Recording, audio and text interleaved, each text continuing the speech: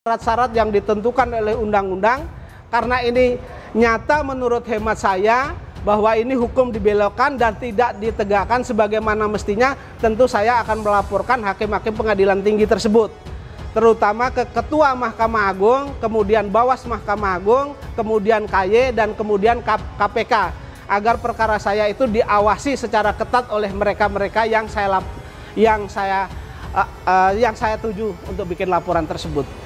Bagaimana Yusuf Mansur percaya diri? Kalau saya terhadap Yusuf Mansur itu 0% pun saya sudah tidak percaya. Ya.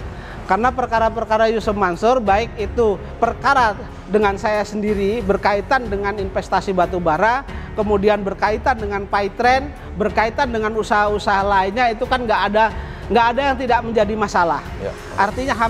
Artinya menjadi banyak masalah di dalam bisnis-bisnis Yusuf Mansur. Okay. Sehingga ketika Yusuf Mansur ini berharap masuk nanti di DPR, ya, jadi parlemen di DPR, menurut saya tidak masuk. Karena masyarakat sudah tahu, ini bukan rahasia umum lagi, perkaranya Yusuf Mansur itu banyak bertebaran di mana-mana kok.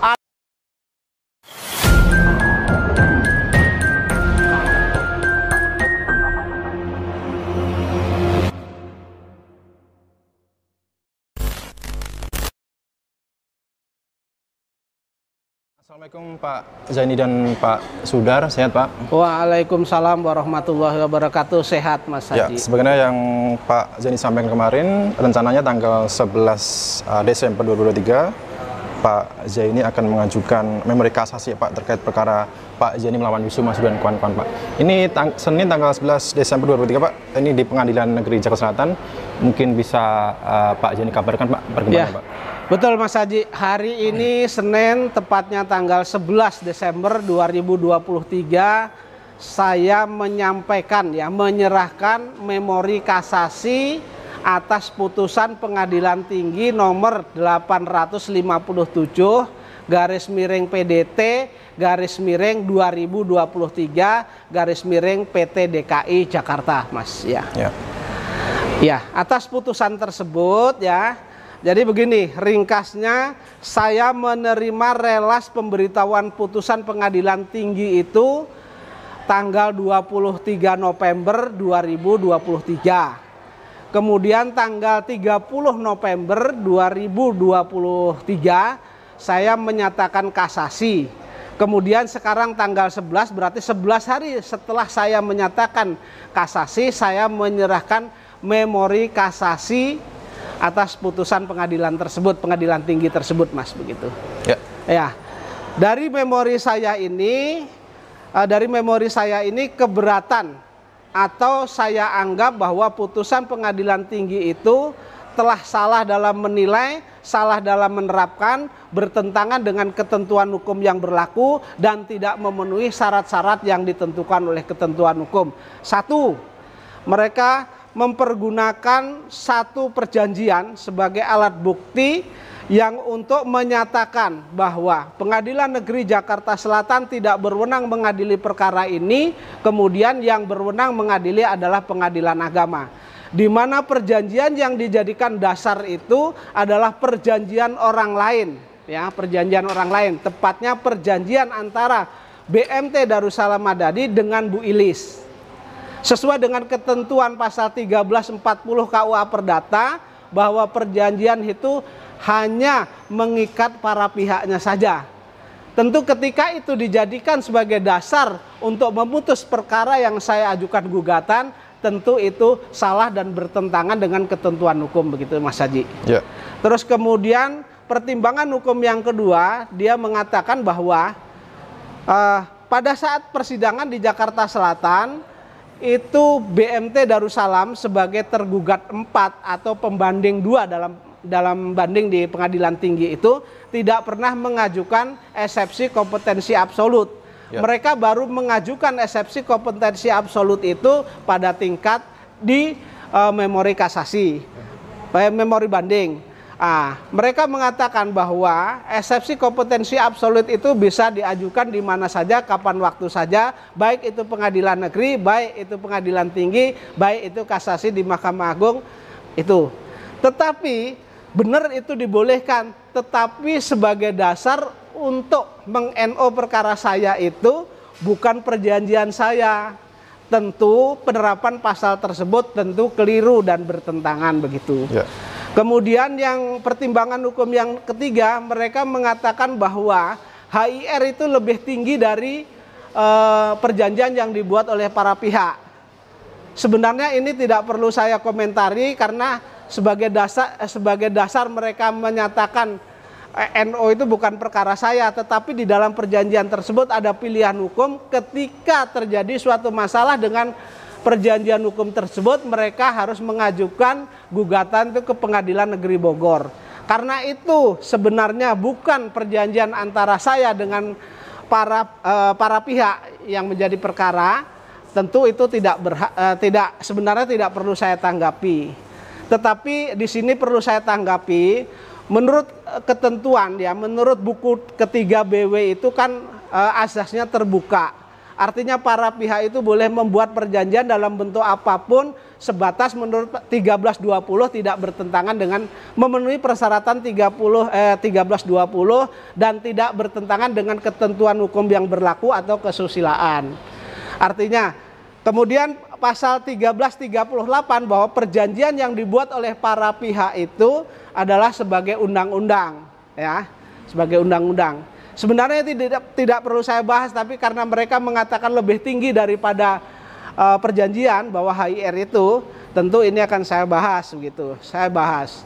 Tentu apa yang disampaikan oleh Majelis Hakim Pengadilan Tinggi DKI itu salah begitu, Mas. Ya. Kemudian pertimbangan hukum yang ketiga, mereka menyatakan bahwa HIR pasal 134 itu lebih tinggi dari perjanjian yang dibuat oleh para pihak, hanya mengatakan argumennya begitu saja, tetapi tidak menyertakan ketentuan hukum yang mana yang menyatakan hierarki itu.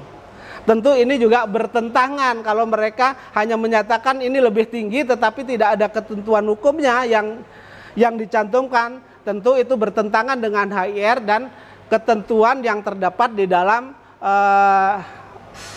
Undang-Undang Kehakiman kalau tidak keliru gitu. Baik Pak, itu tadi materi memori kasasi yang nanti akan Bapak ajukan ya, yang sudah Bapak ajukan atau bocoran memori kasasi. Bisa disimpulkan berarti perjanjian Bu Elis dengan BMT ini tidak mengikat. Oh, tidak mengikat sama saya, jelas kok pasal 1340 KUH Perdata itu jelas.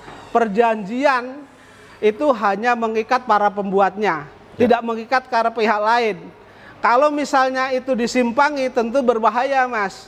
Mungkin saya berjanji dengan A ya, antara saya misalnya A berjanji dengan B, lalu B yang dituntut kan berbahaya sekali. Baik, baik Pak. Dan juga bisa kita simpulkan Pak, jika menilik atau meninjau alat-alat bukti dan saksi yang Pak Zaini ajukan di Pengadilan Negeri Jaksel, Jakarta Selatan, itu sudah mutlak di perkara ini dimenangkan oleh Pak Zaini Pak ya. Tetapi seolah-olah dicari-cari alasan supaya perkara ini bisa di-NO-kan Pak ya. Perkara saya di Jakarta Selatan itu kan sudah diputus, masuk materi pokok perkara dan terbukti Yusuf Mansur, kemudian BMT Darussalam itu terbukti dan kawan-kawan itu terbukti melakukan ingkar janji atau wan prestasi dan masuk pokok perkara sehingga gugatan saya itu sebagian dikabulkan. Tetapi di Pengadilan Tinggi mereka meng-NO perkara saya yang lagi-lagi dasar untuk meng-NO itu adalah perjanjian yang bukan perjanjian saya. Tentu ini salah dalam menilai alat bukti, salah dalam menerapkan alat bukti, dan bertentangan dengan ketentuan hukum yang berlaku. Baik. Ya. Pak, jadi untuk proses memori kasasi ini kira-kira akan memakan waktu berapa lama, Pak? Jadi begini, kalau kemarin proses bandingnya itu secepat kilat ya, Pengadilan Negeri Jakarta Selatan secepat kilat memproses, kemudian Pengadilan Tinggi secepat kilat memutus, harapan saya begitu juga. Artinya kasasi saya dipercepat juga, dari Pengadilan Negeri Jakarta Selatan dipercepat, kemudian Mahkamah Agung juga mempercepat putusannya. Oke. Tapi kalau normatifnya biasanya saya tidak kurang dari 6 bulan. Oke. Baik. Terkait dengan rencana Pak Zaini yang mana akan melaporkan Hakim Pengadilan Tinggi ini, apakah bisa direalisasi Pak? Ya. Jadi di samping secara normatif saya sudah mengajukan upaya hukum, kemudian hari ini saya sudah menyerahkan memori kasasi berkaitan dengan pertimbangan-pertimbangan hukum pengadilan tinggi yang menurut hemat saya adalah salah dalam menilai, salah dalam menerapkan, kemudian bertentangan dengan ketentuan hukum, dan putusan itu tidak memenuhi syarat-syarat yang ditentukan oleh undang-undang. Karena ini nyata menurut hemat saya bahwa ini hukum dibelokkan dan tidak ditegakkan sebagaimana mestinya, tentu saya akan melaporkan hakim-hakim pengadilan tinggi tersebut, terutama ke Ketua Mahkamah Agung, kemudian Bawas Mahkamah Agung, kemudian KY, dan kemudian KPK, agar perkara saya itu diawasi secara ketat oleh mereka-mereka yang saya tuju untuk bikin laporan tersebut. Ya, baik-baik. Ya, artinya saya serius menangani perkara ini, Mas Haji. Saya tidak main-main, gitu. Ya. Dan perlu diketahui untuk teman-teman netizen, hakim yang menangani di pengadilan tinggi ini salah satunya adalah Hakim Binsar Gultom, Mbak ya.